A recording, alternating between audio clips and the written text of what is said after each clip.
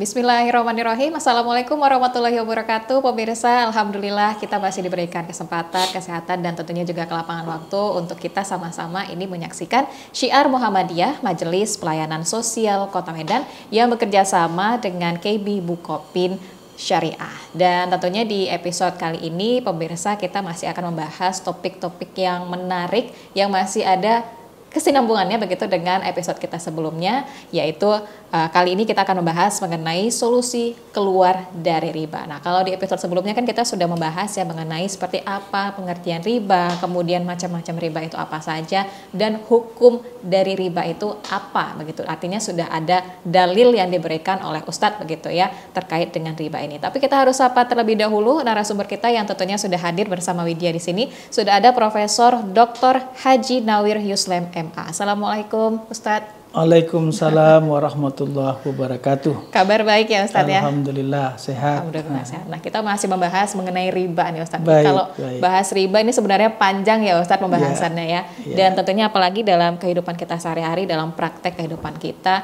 masih ya kembali Widya sampaikan kita masih luput ini bahwasannya kita masih terjebak dalam praktek riba. Di tengah kemajuan teknologi, kemajuan kehidupan saat ini, segala transaksi kita tanpa kita sadari terkadang kita nih terjebak nih dalam praktek-praktek riba. Nah, kalau sudah terjebak dalam praktek riba, kita tentunya ingin mencari jalan keluar untuk bertaubat begitu ya Ustadz ya istilahnya untuk kita kemudian tidak terjebak lagi dalam praktek riba itu. Solusinya seperti apa? Langsung saja deh kalau gitu bersama dengan Ustadz Nawir di sini ya Ustadz, kalau sudah terjebak riba ini sudah banyak nih istilahnya nominalnya Ustadz ya. Bagaimana nih Ustadz caranya untuk kita bisa lepas dari riba? Baik. Assalamualaikum warahmatullahi wabarakatuh. Alhamdulillah wassalatu wassalamu ala rasulillah wa ala alihi wa ashabihi wa mawalah. Berbicara tentang riba, memang bagi kita terutama umat Islam harus menghindari riba. Nah, jadi solusi keluar dari riba itu ya jauhi riba itu. Jauhi riba. Jadi bagaimana cara menghindari riba? Dan kemudian nanti kalau terjebak bagaimana cara kita bisa keluar. Betul. Jadi yang pertama kalau kita ingin menghindari riba itu kita harus memahami bahaya dari perbuatan riba itu. Baik orang yang belum terlibat dalam riba atau juga orang yang sudah terlibat dalam riba. Baik, tentu ketika kita sudah mengetahui bahwa riba itu sesuatu yang diharamkan di dalam Islam, dan sementara kita banyak yang terjebak ya dalam praktik riba tersebut, maka kita perlu mengetahui bagaimana cara jalan keluar dari riba itu atau solusi dari riba itu. Nah, pertama harus ada kemauan dan tekad untuk meninggalkan riba itu. Ada orang karena mudah prosedurnya, ya kemudian tidak merasakan mungkin pada waktu tertentu kerugiannya, mereka bisa sesudah terlibat riba dia berkesinambungan, ya. Atau orang yang belum terlibat kepada riba, bagaimana supaya tidak masuk ke dalam transaksi yang ada unsur riba, atau mereka yang sudah melaksanakan transaksi secara riba itu bisa keluar dan menghentikan transaksinya itu. Maka salah satu diantaranya adalah agar memahami terlebih dahulu risiko, konsekuensi dan bahaya dari riba itu. Nah, sebelumnya kita sudah bahas bahwa riba itu haram. Nah, tapi ada ancaman-ancaman yang melekat pada perbuatan riba itu. Dan kemudian ada dorongan-dorongan kelemahan yang dimiliki oleh manusia yang menjebaknya untuk melakukan riba. Pertama, kerakusan dan ketamakan manusia. Nah, itu membuat orang tidak lagi selektif di dalam memilih metode atau cara bertransaksi. Dalam satu hadis Rasulullah mengingatkan ya umatnya agar kita terhindar dari perilaku orang-orang yang pada masa akhir zaman nanti, kata Rasulullah, tergila-gila dengan harta, dengan kekayaan. Ya, jadi tidak lagi memperhatikan halal haram. Dalam satu hadis yang diriwayatkan oleh Imam Al-Bukhari, ini hadis sahih, Rasulullah mengatakan, la ya'tiyanna 'alan nas zamanun la yubalil mar'u bima akhazal mal aminal halal aminal haram. Sungguh, kata Rasulullah, akan datang satu masa kepada manusia di mana pada saat itu seseorang tidak lagi memperdulikan atau mempertimbangkan dari mana mereka mendapatkan harta. Apakah dari sumber yang halal atau sumber yang haram. Nah, baik itu yang meminjam uang, mendapatkan modal dan sebagainya, dia tidak pertimbangkan lagi. Yang penting dapat modal, dapat pinjaman, ya, dapat sepeda motor. Nah, ini yang pertama, situasi yang dicemaskan oleh Rasulullah. Karena pada bagian lain Rasulullah selain mengatakan itu haram, Rasul menggambarkan dosa perbuatan melakukan riba itu bahkan sampai kepada ya, lebih besar dari dosa berzina. Ya. Dalam satu hadis yang diriwayatkan oleh Imam Ahmad dan Al-Baihaqi dan oleh Syekh Albani dinyatakan ini sebagai hadis sahih, dirhamu riba ya'kuluhu rajul wa huwa ya'lamu asyaddu min sittati wa salasina zaniyatan. Jadi satu dirham itu kan kalau kita ya katakanlah Rp1 ya, dari riba, dari transaksi riba, dan seseorang itu mengetahui dan lantas kemudian dimakannya itu, maka itu lebih besar dosanya dari perbuatan zina sebanyak 36 kali. Wah, ini luar biasa. Ya, mungkin dampak jangka panjangnya tentu. Mungkin sekali lakukannya. Jadi begitulah salah satu diantaranya. Ini riwayat dari Imam Ahmad, ya. Kemudian hadis yang lain yang diriwayatkan oleh Al-Hakim dan Al-Baihaqi yang juga oleh Syekh Albani dinyatakan sebagai sahih melalui jalur lain, jadi beberapa jalur hadis. Rasulullah mengatakan ar-riba salah satu wasab'una baban aisaruha mislu ayyangkiyar rajul ummahu wa in arbar riba irdur rajul al-muslim. Jadi riba itu sebenarnya ada 70 pintunya itu. Jadi macam untuk masuk ke riba itu ada banyak ya, ada 70 ya. Salah satu wasab'una baban. Atau mungkin macam juga bisa disebutkan. Aisaruha yang teringan mislu ayyangkiyar rajul ummahu. Itu sama dengan seorang menikahi ibunya, sesuatu yang tidak dibenarkan. Ini sebenarnya adalah perumpamaan-perumpamaan dalam rangka bagaimana menjauhi perbuatan riba itu. Jadi begitulah hebatnya riba itu.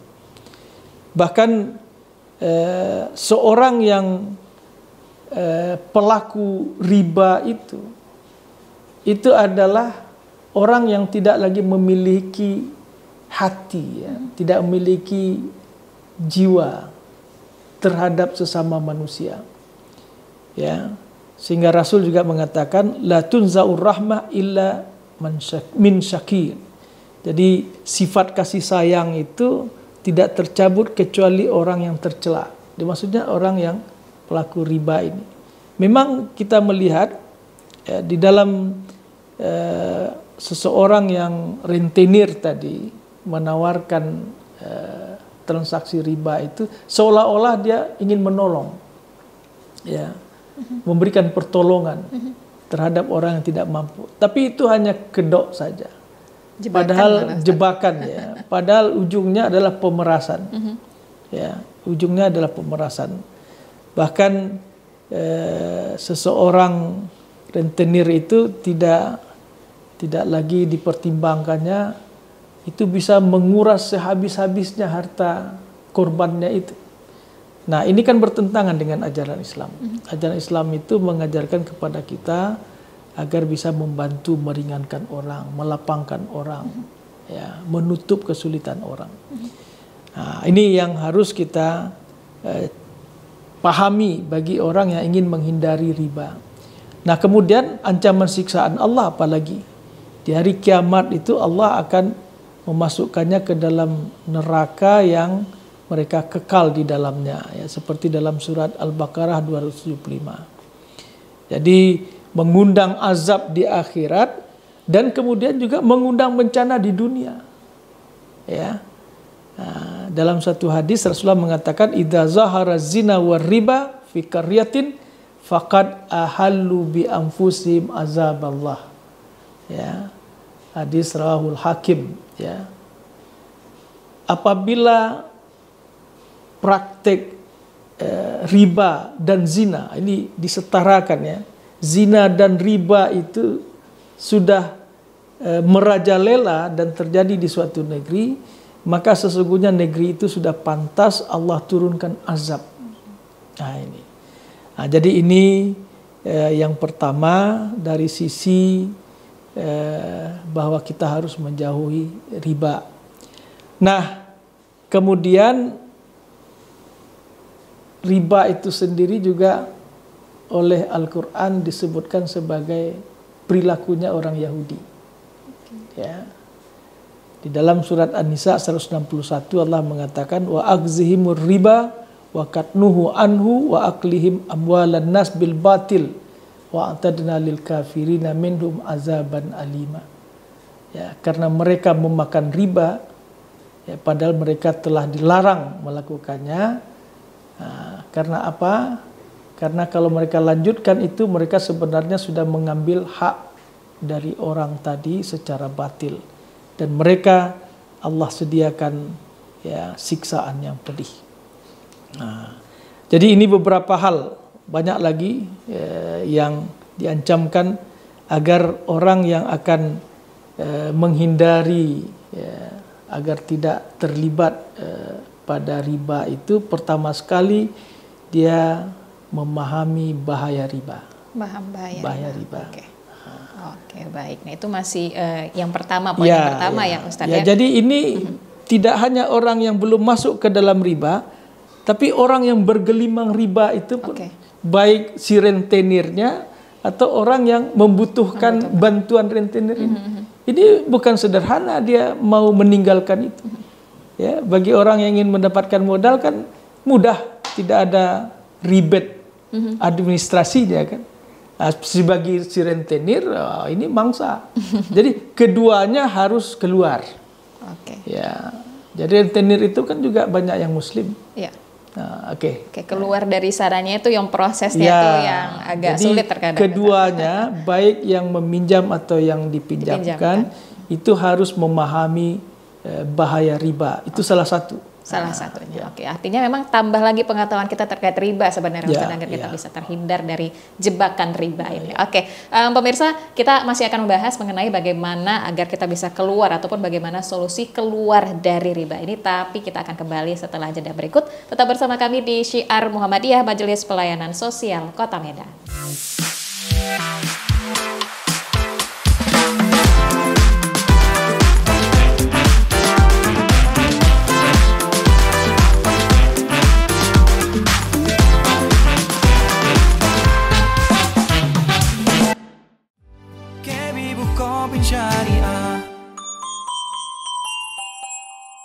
Ya baik, masih bersama kami pemirsa di Syiar Muhammadiyah Majelis Pelayanan Sosial Kota Medan bekerjasama dengan KB Bukopin Syariah. Kita masih membahas mengenai solusi keluar dari riba. Tadi sudah diberikan poin ya begitu oleh Ustadz Nawir bahwasannya kita harus punya kemauan ataupun tekad yang kuat untuk bisa lepas dari jeratan riba. Baik itu si peminjam atau yang dipinjamkan harus kemudian punya ilmunya juga ya Ustadz, agar kemudian kemauan atau tekadnya itu benar-benar kuat untuk bisa bebas dari yang namanya praktek riba. Tapi kalau berbicara mengenai langkah-langkah awal mungkin Ustadz yang bisa kita lakukan untuk bisa perlahan-lahan ini keluar dari praktek riba ini seperti apa? Ya, baik, terima kasih. Jadi kalau sudah ada tekad ya untuk berpindah atau keluar dari riba, karena memang riba itu sesuatu yang membahayakan, sesuatu yang menakutkan.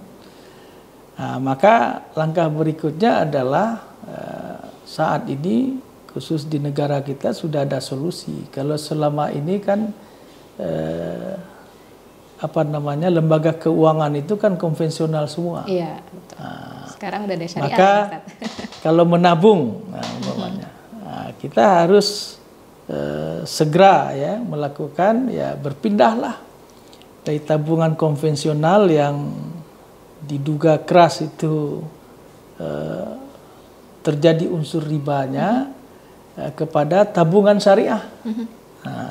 Tabungan syariah. Jadi mengalihkan tabungan atau juga kredit ya ke bank syariah.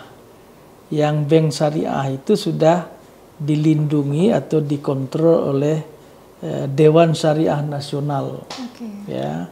Jadi akad-akad atau transaksi atau produk yang ada di bank syariah itu kan semua sudah mengacu kepada fatwa-fatwa Dewan Syariah Nasional. Nah, ini salah satu cara untuk kita keluar solusi dari riba itu. Jadi ada garansi ya dari Dewan Syariah Nasional terhadap keabsahan atau kesesuaian akad-akad yang dilaksanakan di lembaga-lembaga keuangan syariah, baik yang bank atau non bank. Ya. Nah, kemudian kita juga bisa melangkah kepada produk-produk yang terdapat di bank syariah tadi. Umpamanya kalau selama ini kita kredit, ya kredit berhutang, maka bisa dirubah kepada akad jual beli ya. Di dalam perbankan syariah itu ada namanya bai' bit taqsid atau bai' bis samanil ajil ya. Jadi jual beli dengan harga yang ditangguhkan, atau yang sekarang lebih populer itu murabahah ya, akad murabahah. Nah, jadi gambaran umum, jadi penjual pembeli itu sepakat bertransaksi atas suatu barang dengan harga yang sudah dipastikan nilainya. Nah, barang itu diserahkan kepada pembeli, namun uang pembayarannya dibayarkan dengan cara cicilan untuk waktu yang sudah ditetapkan. Jadi jual beli secara secara murabahah ini itu secara fatwa Dewan Syariah Nasional itu oke, tidak ada masalah. Sebagai contoh umpamanya ya, kita mau beli sepeda motor, ya sepeda motor di showroom harganya 12 juta. Nah, kita tidak punya uang 12 juta. Nah, kita datang ke bank syariah. Nah, bank syariah, nah, jadi bank syariah membelikan sepeda motor tadi. Nah, lantas kemudian bank syariah ini menjualkan kepada kita dengan harga yang tentu di atas modal ya. Nah, katakanlah kalau 12 juta umpamanya 16 juta. Nah, tapi kita membayar ke bank tadi umpamanya kalau 16 juta atau 15 juta, kita akan bayar 15 kali, 15 bulan. Jadi setiap bulan kita bayar 1 juta. Nah, jadi kita tidak berurusan dengan apalagi Kalau tadi kan berbeda ya. Ya. Nah, maka oleh karena itu itulah yang namanya innamal bai'u mislur riba. Nah, walaupun kadang-kadang di masyarakat ini kan melihat ujungnya, sama saja kok, harganya sama. Tapi yang sebenarnya dinda itu prosesnya tadi. Oke, prosesnya berbeda, Ustaz. Prosesnya berbeda. Ya, jadi kita sudah jelas beli itu harganya sudah jelas berapa 15 juta. Nah, tinggal kita membayar per bulan ya. Jadi kepada bank syariah tadi. Nah, itu salah satu diantaranya kalau kita ingin lepas dari riba ya. Jadi kredit itu dialihkan menjadi murabahah. Murabahah. Jadi kita melalui jasa bank membeli, kita mengansur ke bank. Nah, itu yang pertama ya. Kalau kita ingin mendapatkan sesuatu barang yang kita tidak punya, membayarnya secara kontan. Nah, kemudian yang kedua bisa juga dengan cara bagi hasil kerjasama, ya kerjasama. Jadi kalau selama ini bank memberikan modal kepada pedagang dengan cara bunga, ya kan? Jadi bank itu tidak peduli dia bagaimana proses di lapangan, yang penting setelah diambil modal dari bank kredit, mereka harus bayar umpamanya dengan bunga berapa, 10% atau 5% atau berapa ya. Yang penting itu bank menerima. Nah, kalau secara perbankan syariah itu dilakukan kerjasama bagi hasil, ya, bisa dalam bentuk mudharabah, bisa dalam bentuk musyarakah, tapi umumnya mudharabah itu. Nah, jadi bank memberikan modal dan kemudian nanti prosentasenya bukan dari modal tadi, tapi dari keuntungan yang diprediksi, ya, dari keuntungan. Jadi prosentase yang dibagi itu adalah keuntungan. Bukan modal. Kalau tadi kan prosentasenya dari modal. Nah, jadi itu sudah terlepas dari riba. Ya, itu namanya musyarakah atau mudharabah. Tapi umumnya mudharabah ya.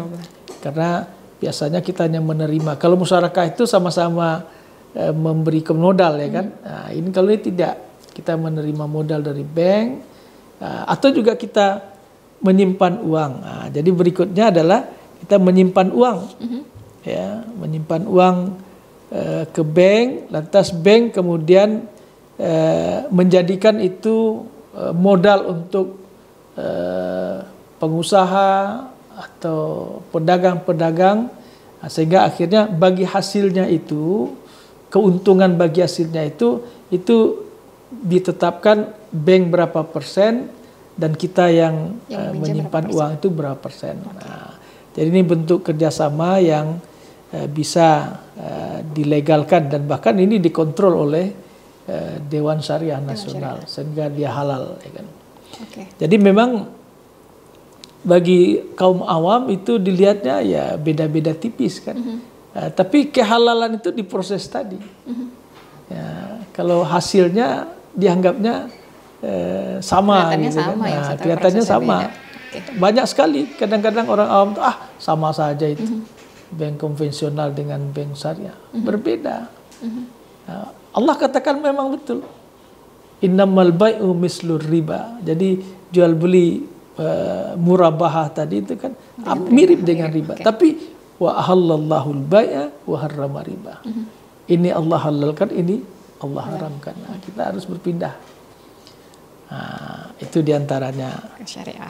Oke, baik. Jadi langkah-langkah tadi sudah disebutkan Ustadz ya, sudah ada 3 tadi, murabahah ke bank syariah sebagai pengganti kredit di bank konvensional, terus juga ada kemudian bagi hasil atau kerjasama dan juga terkait dengan menyimpan uang tadi ya Ustadz ya. Nah Ustadz, kalau misalnya tadi kita sudah ada melakukan pinjaman gitu di bank konvensional, itu kan ada ribanya begitu ya. Jadi kalau misalnya kita ingin kemudian berpindah ke bank syariah, berarti kita harus hentikan dulu begitu yang pinjaman kita di bank konvensional tadi begitu. Ya, jadi kita bisa menyelesaikan dengan bank konvensional itu tentu ada jalan ya. Bagaimana kita bisa melunasi segera. Mungkin kita punya jangka waktu sekian tahun, 3 tahun. Kita upayakan mendapatkan modal dari perbankan syariah dengan cara yang tadi, dengan cara mudharabah tadi. Lantas kemudian kita tutup di sana.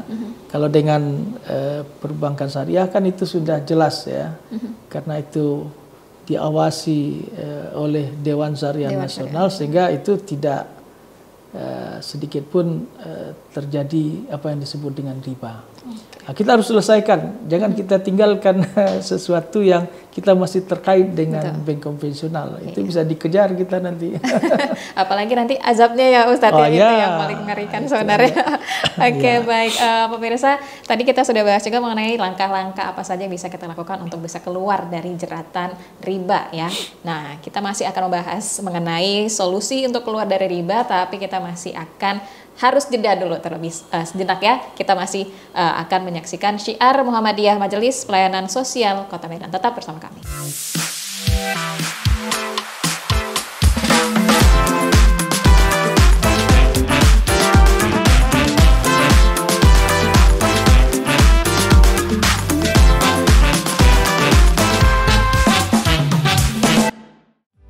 KB Bukopin Syariah. Iya baik pemirsa, kita masih di Syiar Muhammadiyah Majelis Pelayanan Sosial Kota Medan bekerja sama dengan KB Bukopin Syariah. Tadi sudah kita bahas ya, sudah banyak sekali pembahasan kita mengenai bagaimana solusi untuk keluar dari riba, apa saja langkah-langkah yang bisa kita lakukan. Nah ini sekarang Widya ingin tanyakan juga nih kepada Ustadz. Ustadz, kalau misalnya ini agar kemudian praktek saling menghutangi, istilahnya dari sisi pemodal dan juga yang ingin dipinjamkan gitu, agar kemudian bisa bernilai berkah begitu, agar menjadi nilai kebaikan juga, apa sebenarnya harus lakukan agar tidak kemudian terjebak jadinya ke riba begitu Ustaz? Ya, jadi sebenarnya selain dari yang sudah kita sebutkan tadi, ya, mengubah atau mengalihkan ya, transaksi kita ke lembaga-lembaga keuangan syariah yang itu dikontrol oleh Dewan Syariah Nasional sehingga tidak terjebak pada riba, maka langkah berikutnya di dalam agama kita ada yang disebut dengan tabarruk itu ya, pemberian dengan sukarela, ya kan, atau bahkan yang lebih tinggi lagi dengan pahalanya sedekah, ya.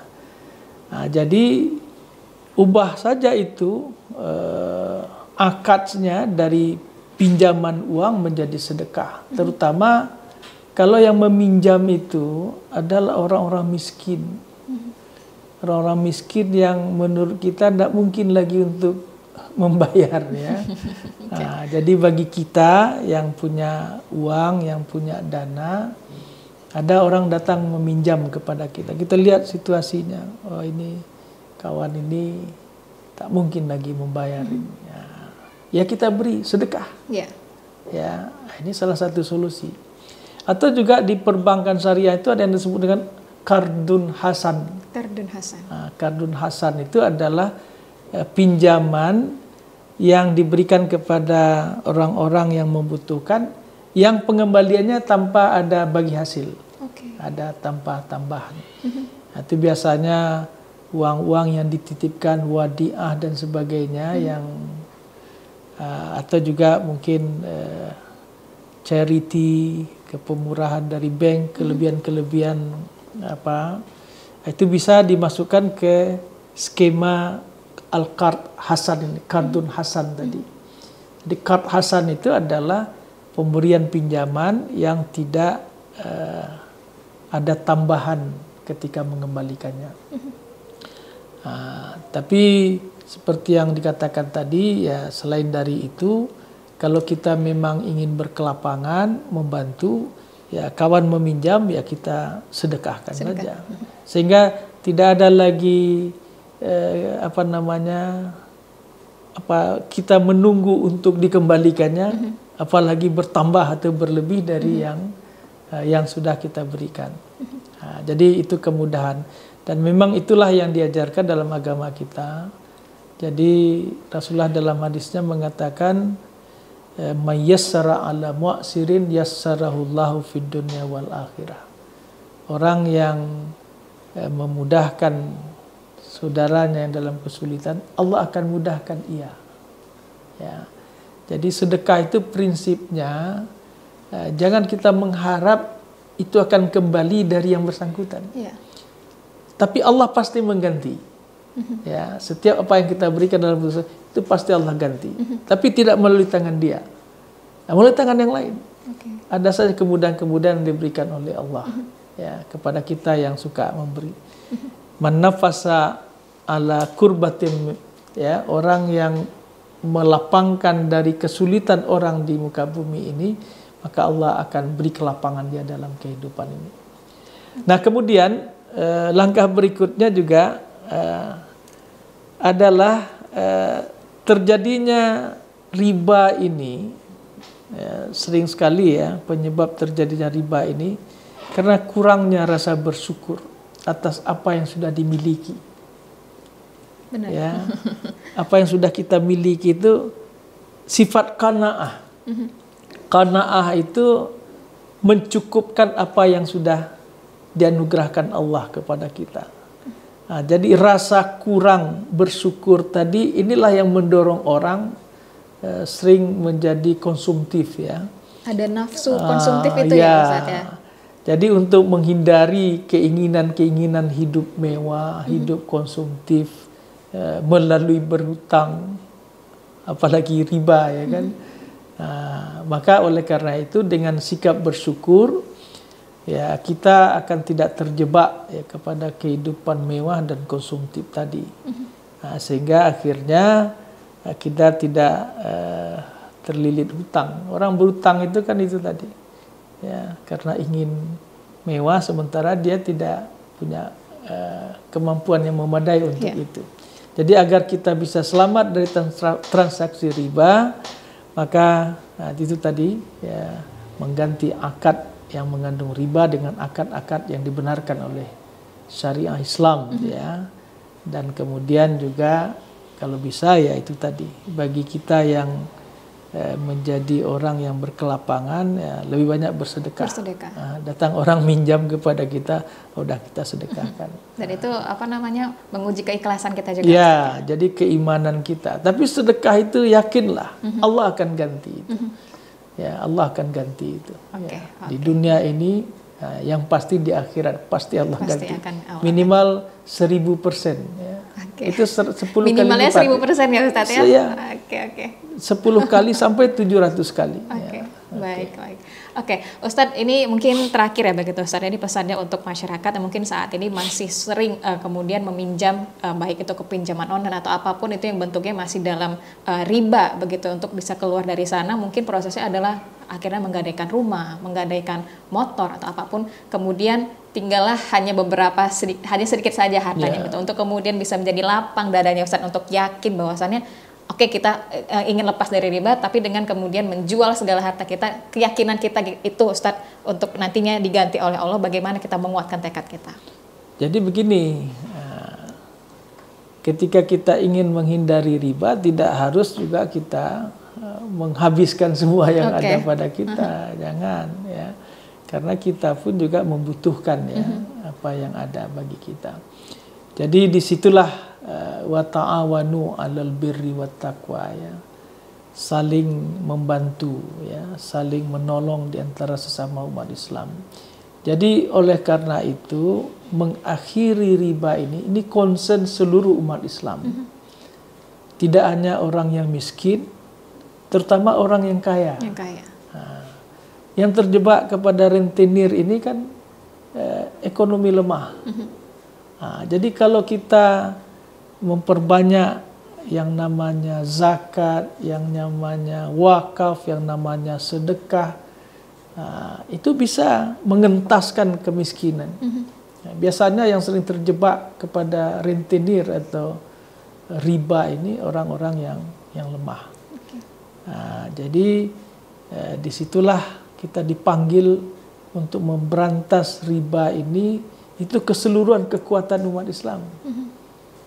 Bukan dari pihak orang yang terjepit saja. Bagi mereka tidak ada pilihan lain. Ada solusi ya perbankan syariah. Tapi di sisi lain juga itu yang terakhir tadi sedekah itu. Sedekah itu bisa membuat orang-orang yang terjepit, yang tertindas itu lepas dari jeratan hutang yang membelitnya itu. Nah, jadi concern umat Islam secara keseluruhan untuk membasmi riba itu. Oke, baik. Dan pesan terakhir juga Ustaz untuk masyarakat agar tidak mudah nih terjebak ke riba. Bagaimana Ustaz? Ya, pertama itu tadi ya, pastikan pemahaman tentang riba itu jelas sesuatu yang diharamkan Allah. Dan kemudian yang kedua, bahayanya juga tidak hanya di dunia ini, itu bisa menghabisi harta kita itu, riba itu. Apalagi riba jahiliyah tadi kan. Nah, jadi itu bukan jalan keluar melalui riba itu. Itu justru jurang yang akan menghancurkan kita. Nah, kemudian bagi kita yang punya keterbatasan, sikap syukur tadi. Syukuri apa yang sudah ada. Jangan paksakan diri kita melakukan sesuatu yang kita tidak punya kemampuan. Jangan besar pasak dari tiang. Itu istilah kita. Sering sekali itu orang yang terlibat itu ya besar pasak dari tiang. Keinginannya besar, tapi sebenarnya kemampuannya tidak. Nah, itu juga. Jadi syukur tadi. Jadi syukur itu harus. Syukur itu itulah qanaah. Qanaah itu merasa cukup dengan apa yang sudah. Ya kalau kita kemampuan penghasilan kita sekian, ya cukupkan dengan itu. Ya, jangan seperti besar pasak dari tiang tadi kan. Itu yang membuat. Baik. Nah, berarti bisa disimpulkan dari sisi yang memberikan pinjaman bisa jadi nilai pahala bila kita jadikan itu sebagai sedekah. Begitu Ustaz ya. Dan dari sisi yang meminjam ada lebih baik begitu kita kendalikan juga nafsu kita. Betul. Kita lebih banyak bersyukur dengan apa yang kita miliki begitu ya Ustaz ya. Wah, luar biasa. Dan kemudian bagi yang terpaksa ada solusinya. Lembaga keuangan syariah. Benar sekali. Kita daripada kita ke bank konvensional yang kita kemudian terjebak riba, ini ada solusi lain begitu Ustaznya. Kemudian kita bisa beralih ke bank syariah. Begitu pemirsa. Oke, ini untuk pembahasan solusi keluar dari riba ini mudah-mudahan bisa menjadi solusi juga untuk pemirsa yang mungkin saat ini masih terjebak dalam praktek riba untuk bisa kemudian perlahan-lahan keluar begitu ya. Oke, Ustadz terima kasih banyak atas kesempatan, atas waktunya dan tentunya juga ilmunya. Sekali lagi terima kasih untuk Profesor Dr. Haji Nawir Yuslam MA yang sudah bergabung bersama kita di sini untuk memberikan pemahaman kepada kita mengenai riba dan bagaimana juga solusi untuk keluar dari riba. Dan tentunya ini Widya ajak juga ya untuk pemirsa untuk banyak-banyak memberikan komentar karena nantinya 3 komentar terbaik akan mendapatkan bingkisan dari KB Bukopin Syariah. Jadi ayo sama-sama banyak berikan komentarnya yang tentunya nantinya akan mendapatkan imbalan yang luar biasa juga nih untuk para pemirsa yang menyaksikan. Dan jangan lupa sekali lagi diajak untuk like, komen, dan subscribe ke YouTube channel kita. Share semua isi ataupun juga tayangan-tayangan kita ke teman-teman, ke kerabat dekat kita agar kemudian dakwah kita ini bisa sampai ke seluruh penjuru negeri. Begitu ya. Oke, baik. Sekali lagi Ustadz terima kasih. Baik, dan tentunya kita akhiri sampai di sini pemirsa. Wabillahi taufiq wal hidayah. Wassalamualaikum warahmatullahi wabarakatuh.